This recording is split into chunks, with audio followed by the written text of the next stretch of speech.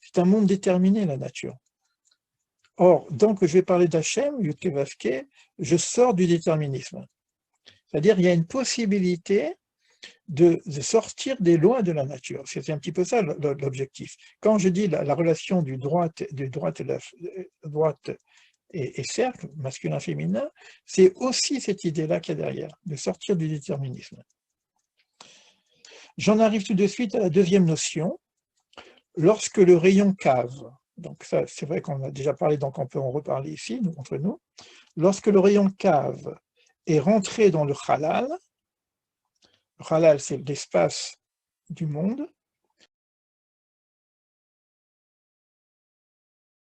qu'il a rencontré les niveaux de vie, donc lorsque le cave rentre dans le halal,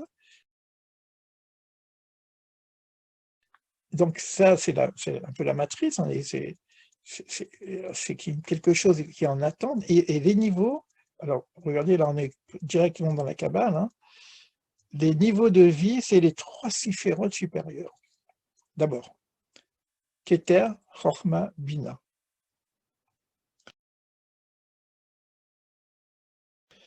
Ces 3 siphérotes ont supporté la puissance de cette lumière, bien que ça soit un cave. C'est pas la lumière infinie, parce que la lumière infinie, rien ne peut la supporter. Là, on a parlé de récipient, maintenant de Kéli, de réceptacle. Et les 3 supérieurs ont pu recevoir cette lumière-là. Mais les 7 inférieurs ne l'ont pas supporté et ont éclaté, et ça s'appelle Shvirat Kelim, la brisure des vases. Alors, on va voir comment il va nous expliquer un petit peu cette brisure des vases. Bon, c'est un terme très kabbalistique. Si avec l'aide de Dieu, on peut continuer à étudier, on prendra ça en détail, parce que c'est vraiment l'essentiel pour comprendre la structure du monde et en même temps le problème du mal dans le monde. Alors, il donne, pour l'instant, on est dans la technique. Hein. Alors, nous, on connaît l'art de vie, etc. Bon, apparemment, ça n'a pas marché tout de suite.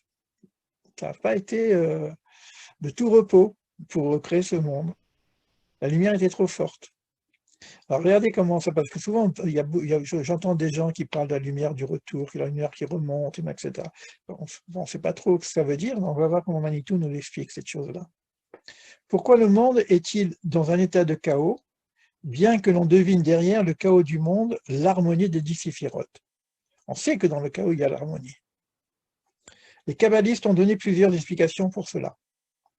Les 3 séphirotes supérieures, Keter, Chochma, Bina, sont tellement proches de la lumière matrice, vous voyez, tout à l'heure on avait parlé de la matrice, hein, que le véhicule de la séphira est suffisamment transparent qu'elle peut laisser le rayon le traverser. Pas le traverser, c'est-à-dire l'idée, c'est on retrouve ici la notion du recevoir et du donner. Le rayon, comme je suis transparent, je peux recevoir cette lumière et puis elle me traverse et puis je peux redistribuer en bas. Mais même cette redistribution en bas, elle était encore trop forte. C'est intéressant ça aussi, hein, la notion de recevoir et de donner. Là c'est pareil, si je vais trop loin dans l'enseignement, on appelle ça Shvirat Kelim, les mecs qui ne comprennent plus rien, de quoi tu parles, tu vois. Bon, s'il ne comprend pas, c'est pas grave. C'est pas grave. Ce qui est grave, c'est s'il croit comprendre, il comprend à l'envers. Donc c'est la brisure des vases. D'accord? Donc c'est pour ça qu'en même temps dans les enseignements, et c'est pour ça que même si je veux faire des petits ateliers, c'est pour être plus méthodique en tout cas, dans l'enseignement, parce que jusqu'à présent j'ai donné des enseignements très, très généraux, mais des fois il y en a beaucoup, et puis c'est un peu comme ce que j'ai vu tout à l'heure, hein, donc on n'arrive pas à construire la structure elle-même, donc ça demande une pédagogie. Là pour l'instant encore, c'est énorme ce que je vais vous dire, on va peut-être pas y comprendre grand-chose, et c'est en reprenant ces enseignements, en diluant, qu'on arrive à comprendre. En tout cas, ici, la notion est de quand tu reçois, c'est d'avoir une certaine transparence. On parle de l'ego, par exemple. L'ego qui reçoit pour lui-même, il y a un problème. S'il reçoit pour donner, il n'y a plus le même problème. Donc, les trois supérieurs étaient très proches de la lumière infinie, qui pouvaient recevoir et en même temps redistribuer. Pour que le rayon les traverse, donc le rayon ne fait que les traverser. Mais si le rayon ne traverse pas, donc je retiens la lumière, ça fait trop chaud, vous prenez, ça explose. Or, chaque séphira, ce sont les 10 lumières, les 10 séphirotes qui sont proposées au Kéli, au véhicule de chaque séphira. Donc, chacune des séphirotes, quelle qu'elle soit, donc dans Keter, dans Chorana, il y a à l'intérieur les 10. D'accord? C'est-à-dire qu'il y a une préparation à ce que ceux d'en bas puissent aussi recevoir.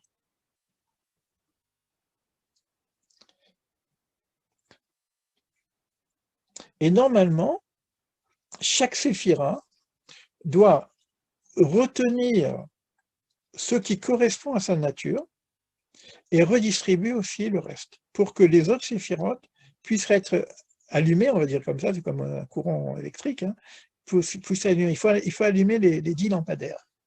Mais il faut pour que, si par exemple, Chochma ne fait pas passer la lumière de Bina à Bina, Bina ne pourra pas s'allumer. Et si Bina ne fait pas passer la lumière de Chesed à Chesed, Chesed ne peut pas s'allumer. D'accord? Et là, pour l'instant, le courant passe. Par rapport aux 3 séphirotes. Hein. Mais là, on n'est pas encore dans notre monde. Hein. C'est très important ce que je dis là, parce que souvent on confond à quel niveau on parle. D'accord? Là, quand on parle d'avant même l'arbre de vie.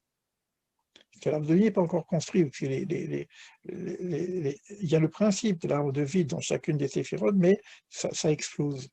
D'accord? Mais on ne sait pas ce que ça veut dire que ça explose. Hein. Donc on est vraiment dans le monde des principes. Mais en même temps, il faut le prendre comme un enseignement, tu vois, pour nous. Alors, je continue. Tandis que lorsque l'on arrive à Chesed, Chesed ne retient que Chesed, et le Kéli éclate, à cause des autres lumières qui lui sont proposées également, et la lumière remonte parce qu'elle n'a pas de Kéli. C'est ça, cette lumière qui remonte. C'est comme si, moi je m'occupe de moi, quoi. Et c'est Chesed, hein, Chesed qui correspond à l'amour. Hein. D'accord? Donc on ne sait pas de quoi ça parle, parce que si l'amour, c'est l'amour a envie de donner. Ben, je suis tellement dans l'amour que je prends que l'amour. C'est un rapport avec la quête d'Israël aussi. Hein. Tu vois, donc si je veux que l'amour, je refuse la justice. Je n'en veux pas de justice, donc que l'amour, que le chesed. Alors ça veut dire quoi? C'est-à-dire que les lumières remontent, et comme la structure de chesed ne peut pas exister sans la totalité, eh ben ça explose. Ouais, je trouve que c'est puissant cette idée-là. C'est ça qu'on avait vu la dernière fois, que les limites de Yitzhak, c'est aussi de l'amour, et qu'un principe qui était, ça aussi, ça n'éveillait pas l'amour au pays de l'éveil, c'est-à-dire il y a un principe de mettre des limites également dans l'amour. Et si je ne mets pas de limites dans l'amour, ça explose. Ça explose. Le mec qui dit je veux que la lumière d'amour, il ne met aucune limite, pas de gouva, pas de justice, pas de rigueur. Donc voilà, tout le monde il est beau, tout le monde il est gentil. Et puis il y a tellement de lumière d'amour que là, ça explose. Alors, ça existe aussi chez l'humain, ça aussi. Plus bas, quand on arriverait ici dans les enseignements, etc., dans les principes, on peut arriver à ce qu'on appelle le Shvirat HaKelim. Et ça va se passer dans toutes les séphirotes des 7. Vous voyez que c'est Manitou qui nous parle, qui nous donne une petite introduction, toute petite introduction sur la Kabbale, en parlant, on était au devant sur le cercle à la droite. Hein. Alors, on continue. Les lumières remontent parce qu'il n'y a pas de Kéli, il n'y a pas de récipient pour les recevoir. Donc, ça remonte. Donc, l'état du monde à l'origine, ce sont les 3 séphirotes supérieures, parce qu'elles ne dépendent pas des actions des hommes. Vous l'entendez, mais non, il ajoute quelque chose. Les 7 séphirotes dépendent des actions des hommes. Donc, toute une histoire du donner, du recevoir qu'on a appris ensemble, c'est-à-dire que donner de la force à Elohim, donner la force au principe divin de la création, c'est que dire on va participer nous aussi. Donc il y a un principe comme ça, donc ça dépend aussi de notre positionnement. Mais au-dessus, ça ne dépend pas. C'est pratiquement que du divin, quoi. C'est-à-dire qu'on ne peut pas altérer la partie supérieure. Souvent on dit Neshama Shenatati Torah, l'âme que tu m'as donnée, l'âme supérieure, elle est pure, c'est-à-dire qu'on ne peut pas l'altérer. Par exemple, il donne un exemple. La bina, c'est comme une mathématique. Tu vois, qu'on soit bon ou mauvais, il n'y a pas une histoire de moralité, d'être bon ou mauvais, etc. 2 plus 2, ça restera toujours 4. Bon, là, c'est juste pour simplifier le truc. Et ça ne dépend pas de la valeur morale. C'est la réalité de la structure. Alors que tout le reste en bas, ce qu'on va appeler le petit homme, hein, va dépendre de la valeur morale. Donc, au-dessus, il ne peut pas y avoir de brisure des vases. Les notions simples du texte de la Bible sont incompréhensibles. Alors, si je connais ces faits-là, ça peut commencer à prendre du sens. Il va loin, lui, là. C'est-à-dire que si je n'ai pas la Kabbale, je ne comprends rien dans le texte. C'est ça qu'il dit, quoi, carrément. Cette lumière qui n'avait pas de véhicule est remontée, et donc on est dans un monde en chaos parce que les brisures des vases sont tombées au centre et la terre était chaos. Le premier texte, hein, la terre était chaos. C'est ce chaos des Shvirat HaKelim, de la brisure des vases, des cieux qui se sont écrasés sur la terre. Alors pourquoi les cieux qui se sont écrasés sur la terre? Parce que la notion des cieux, c'est le petit visage. Et il y a les cieux des cieux, les 3 supérieurs. Les cieux, c'est Tiferet, avec les 6 autour, et la terre, c'est la Malchut. Donc ça veut dire qu'en même temps, c'est-à-dire que là, on a été d'abord, comment dire, nous, en tout cas le monde, le principe de création, éclaboussé par le chaos, c'est-à-dire qui sort par la brisure des vases. Et après, il faut réorganiser le tout, ce qu'on appelle le monde du tikkun, le monde de la réparation.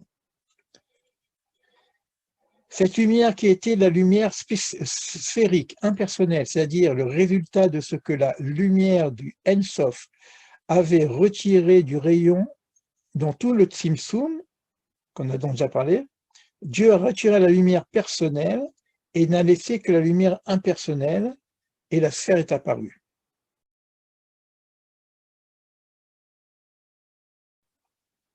Alors maintenant, le rayon va revenir en lumière personnelle. Donc vous vous rappelez hein, la notion du cercle, comme je vous ai parlé, impersonnel, la nature, et le rayon, la lumière personnelle, c'est le cave.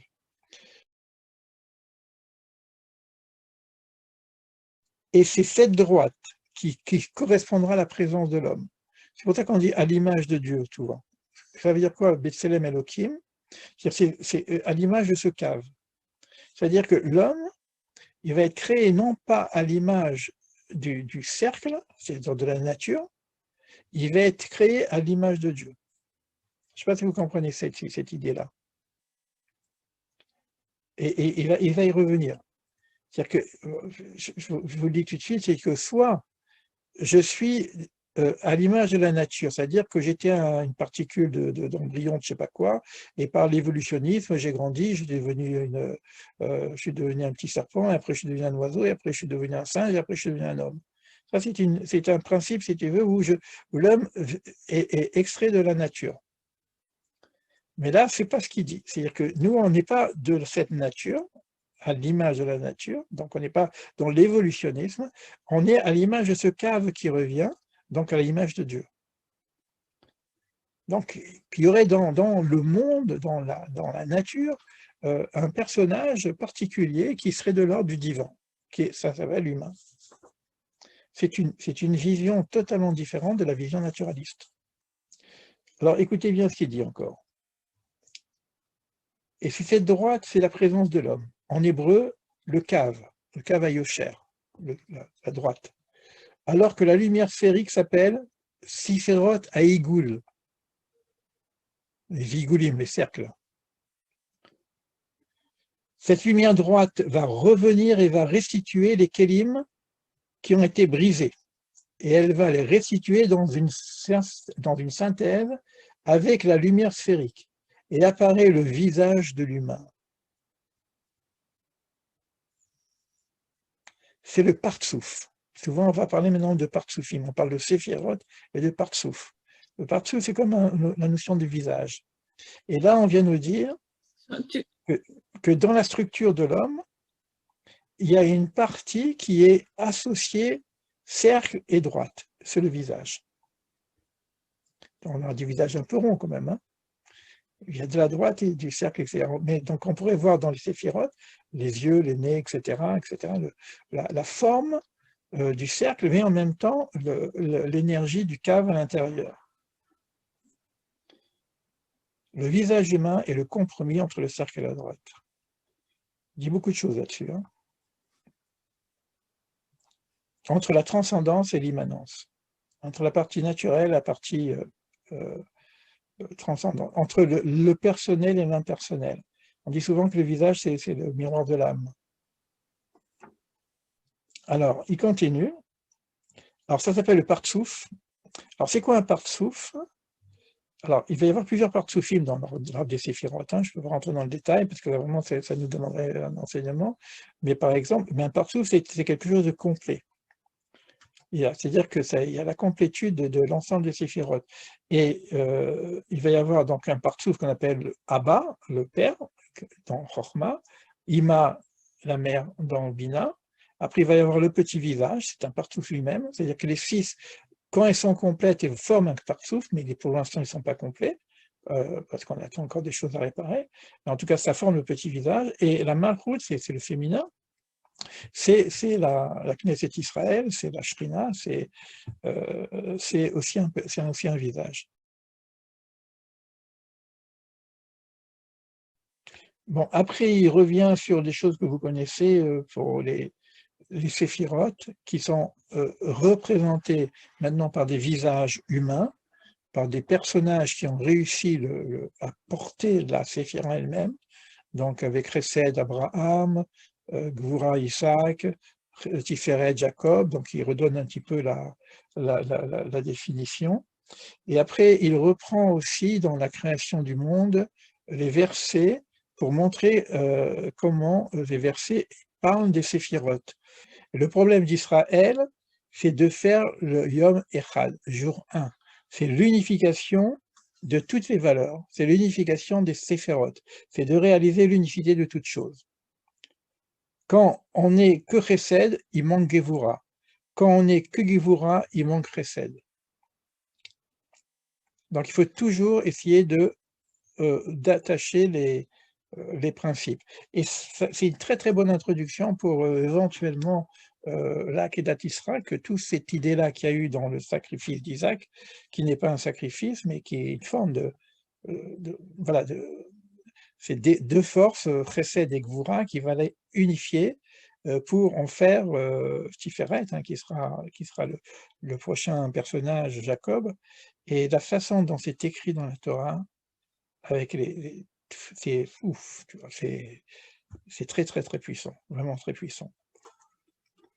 Et d'où éventuellement, excusez-moi de faire le prophète, que même on pourrait presque imaginer, parce que c'est dans ce texte-là que j'ai vu Corona, que cette idée-là pourrait justement être aussi le tikkun du Corona.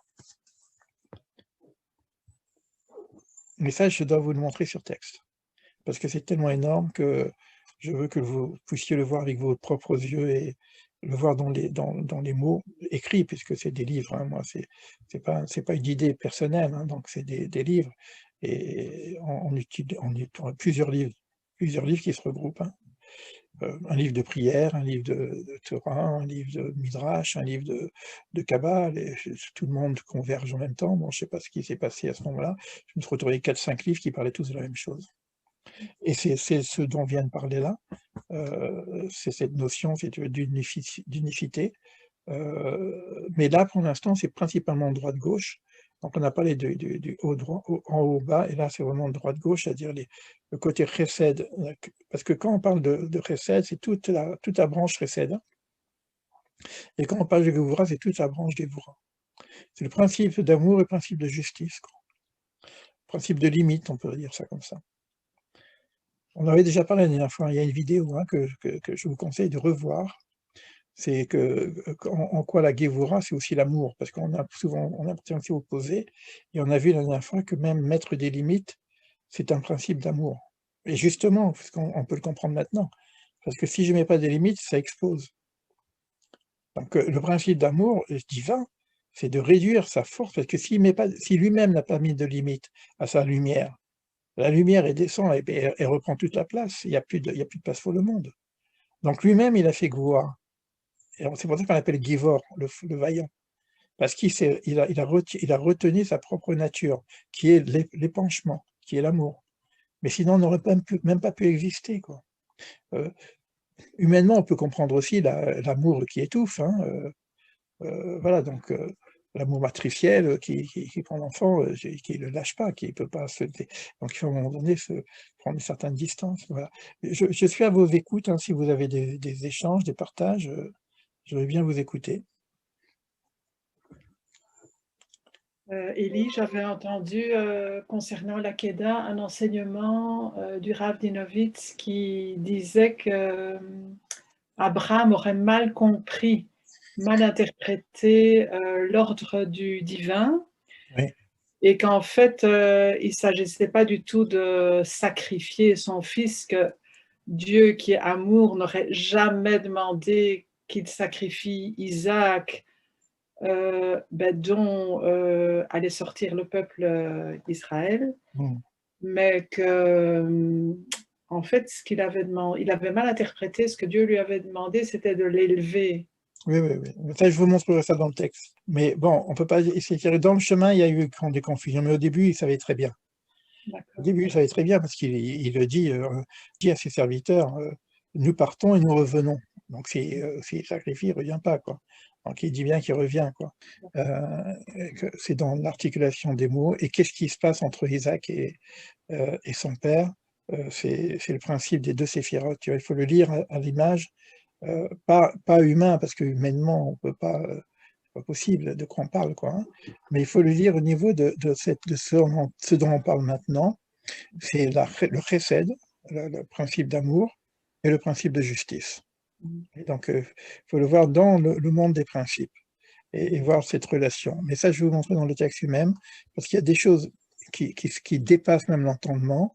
Moi, j'étais pas sûr de ma lecture, hein, et j'ai eu des confirmations parce que je suis tombé sur d'autres livres qui reprenaient la même chose, hein.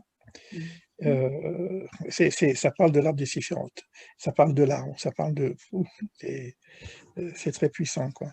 Et est-ce qu'il y a une correspondance dans l'hermétisme ou dans l'initiation, dans la... Aussi, oui, oui, aussi, oui. Est-ce que tu peux aussi Bah, nous... non, je le ferai puisque je prendrai aussi un petit peu d'alchimie, parce qu'il y a une correspondance aussi avec la chimie. Donc mais ça, comme c'est un truc assez long et je veux pas simplement en parler, parce que sinon on est en philosophe, et puis des fois quand on philosophe, on fait des omelettes et puis ça s'appelle les vases brisés, tu vois? Les philosophes, hein, et les vases qui se brisent.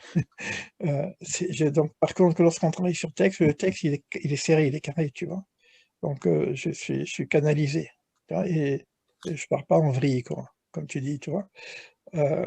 Donc il faut pas partir en vrille justement dans ce domaine-là et là, c'est tout ce qui est initiatique et cetera, ça part pas en vrille, c'est très carré, c'est bien structuré, tu vois? Donc pour éviter la Shfirat HaKelim, éviter ça parce que sinon on explose, quoi. Mais c'est en relation, bon, c'est en relation avec beaucoup d'éléments.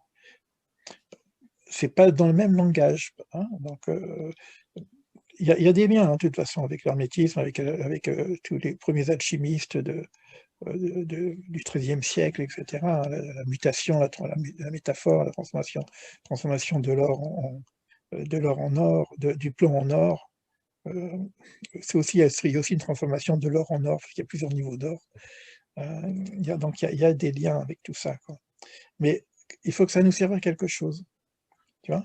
faut pas que ça soit simplement philosophique, ni métaphysique, c'est en même temps comment, d'ailleurs c'est des louanges que j'ai reçues de votre part, je sais pas qui m'a fait ces louanges, que l'avantage qu'on a dans notre petit groupe d'études, c'est de ramener, c'est aussi dans notre réalité, notre quotidien.